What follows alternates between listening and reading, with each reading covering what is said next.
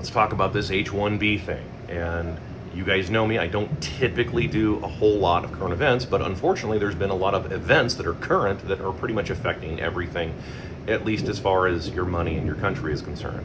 And let me just explain why, for example, big tech and all these corporate oligarchs want all of this cheap labor. It's cheap labor, right? It's the automation. Automation is oligarch speak for cheap labor. Robots is oligarch speak for cheaper labor. Okay, that's, in fact, if you look up the definition or the etymology of the word robot, it's literally what it means, okay? It literally means like slave, okay? So, yeah, this is what they're wanting. And I know there's a bunch of you people out there thinking that they're like, oh, no, we're gonna have the electric, like, I work in electricity. You are not getting around the laws of physics, my friend.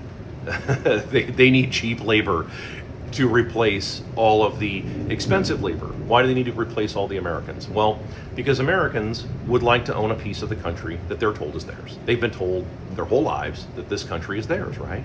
You've told this to Gen Z, millennials, Gen Xers. I heard it all the time, and well, Americans are saying, well, hold on, I mean, like, it's getting almost impossible to own a piece of this country, so I'm gonna need to make more money, more dollars, because the dollar is a worthless garbage chicken shit currency. As a result, the giant corporate oligarch Ponzi scheme, the banking Ponzi scheme, the dollar Ponzi scheme cannot pay for this. They cannot keep giving you huge amounts of money, because if you have lots of dollars, you will pay off debt. And remember, we've been over this. If you pay off debt, right? If plebs start paying off debt, if a bunch of poors start paying off debt, you get an overheated economy. Overheated economy just simply means poor people are paying off too much debt. And when you have a debt-based currency, well, that means you're about to go broke. Your banks are about to be full of worthless $100 bills that nobody wants, and now they don't buy anything. In other words, hyperinflation coming home to roost. This is actually a good thing. We want this because it collapses the dollar, collapses the billionaires. You put up the fences around the country to keep all of the billionaires, bankers, and politicians from leaving. There's a reason you do that. Look up the Magnificent Seven or Seven Samurai, actually the movie Seven Samurai, and that's why you keep them from leaving, because otherwise they will be back, and in greater numbers. So, yeah. Anyway, so this whole thing that has blown up on Twitter or X or whatever, this whole thing that has blown up is because the oligarchs, they need this cheap labor to prop up all the banks that have lent them these billions and billions and billions. I know I missed my Carl Sagan moment. Billions and billions. They lent all this money to them. This fake money conjured from nothing. And these guys have all said, yeah, hey, give us a bunch of money and we'll figure out a way around this. We'll just get a bunch of cheap labor in here and it's going to solve all the problems. And then Americans, screw the Americans, who cares? Just give them hyperinflation. This is where you get something called pocket inflation. To my knowledge, I'm the only one who teaches this. Maybe there are other people teaching it, but I have not seen them yet. Pocket inflation is simply where you subsidize your competitor so that way the other people go out of business. Right, and we're seeing this more and more. So this is where, and subsidies take different forms. Tax subsidies, rental subsidies, housing, it doesn't make any difference. They get subsidized, and the domestic population does not get subsidized. They get to pay full whack on everything, while everybody else, they're paying the same amount of money, but but the Americans aren't getting the money on the back end. These people are getting all the subsidies, whether it's corporate or otherwise. This is what's going on, and a lot of Americans are starting to figure this out. And so they're starting to say, hey, this isn't an issue necessarily of people wanting to come to the U.S., but hey, why don't you deport the 50 to 60 million illegals that are already here first? Why don't you get them out of the country first? Let everything kind of settle in, let prices come down, let the business cycle correct for a while.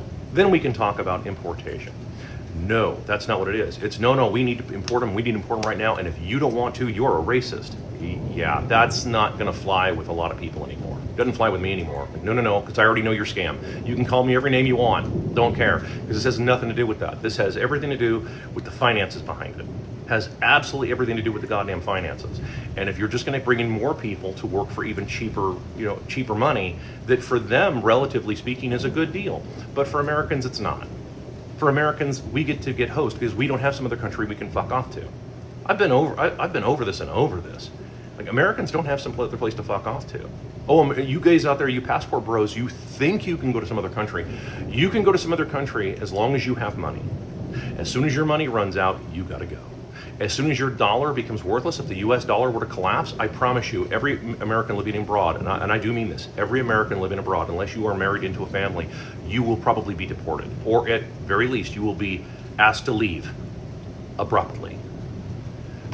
Because, yeah, the other countries aren't gonna do that. Like, I mean, dude, you're a net benefit if you're bringing money to them, but not if you're just there and now you need a job and you need to work like everybody else.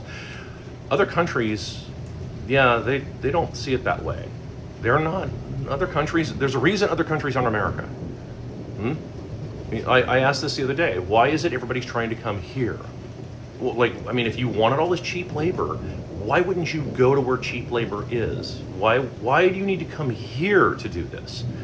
Well, it's because the other countries won't put up with it. There isn't any other countries that'll put up with it. Americans are the only ones that will actually put up with that for now. And Americans, finally, many of them are speaking up and saying, no, we're not putting up with this anymore.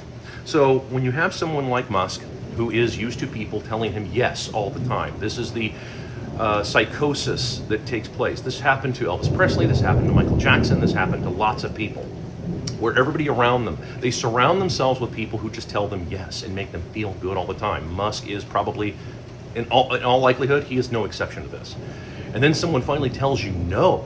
Well, that must feel like you've been dragged behind a truck down a concrete road, a crushed concrete road, at that. That's what it probably feels like when someone finally tells you no. Like, dude, no, hey, we're not allowing you to do this.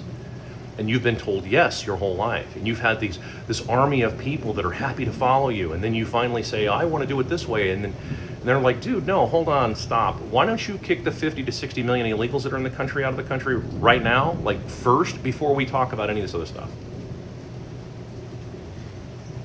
So that's what's going on. And, I'm glad to see more people are starting to figure this out, because the American people have put up with enough.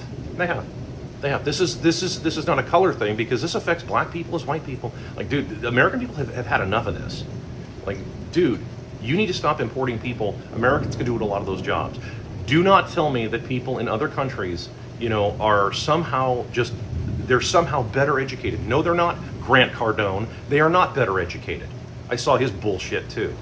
No, dude, fuck him. Okay, no, that's complete fucking bullshit. Like, oh, it's the fault of the school system. No, the school system is run by the same oligarchs that own the government, that push all this shit in the schools. Don't come back to me and say, oh, well, the school system's failed us. No, the school system did exactly what you told them to do, which is push a bunch of bullshit down kids, down kids' throat and make them stupid. So no, look, and Americans will be just fine. They will figure it out. American companies will figure it out, or they will go bankrupt, which is what they're supposed to do. This is just reality, okay? So, hope that helps.